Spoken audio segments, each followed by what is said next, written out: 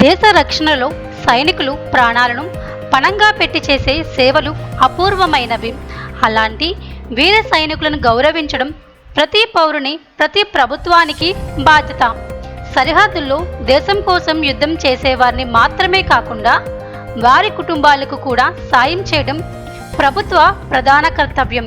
ఈ నేపథ్యంలో ఆంధ్రప్రదేశ్ ప్రభుత్వం సైనిక కుటుంబాలకు మరింత ఆదరణ చూపుతూ కీలక నిర్ణయం తీసుకుంది.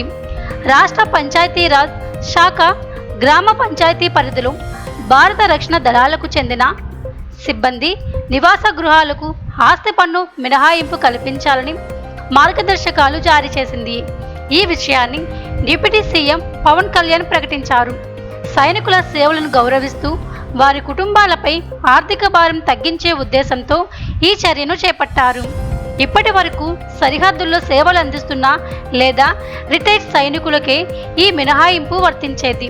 కానీ తాజా నిర్ణయంతో సైనికులు ఎక్కడ సేవలు అందించినా వారి జీవిత భాగస్వామి నివసించే ఒకే ఒక ఇల్లు, ఆ గృహానికి పన్ను మినహాయింపు లభిస్తుంది.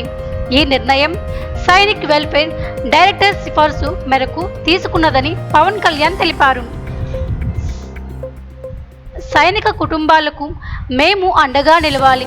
వారు దేశ రక్షణ కోసం ఎన్నో త్యాగాలు చేస్తున్నారు. కనీసం వారి గృహాలకు ఆస్తి పన్ను మినహాయింపుతో వారిపై ఆర్థిక భారం తగ్గిద్దాం అని ఆయన పేర్కొన్నారు. ఈ నిర్ణయం ఆంధ్రప్రదేశ్లోని సైనిక కుటుంబాలకు పెద్ద ఉపశమనం కలిగించనుంది. ఇది కేవలం ఆర్థిక సాయం మాత్రమే కాకుండా వీర సైనికుల పట్ల ప్రభుత్వం గల గౌరవాన్ని ప్రతిబింబిస్తుంది. ఇతర రాష్ట్రాలకు ఇది ఒక మంచి ఆదర్శంగా నిలుస్తుంది.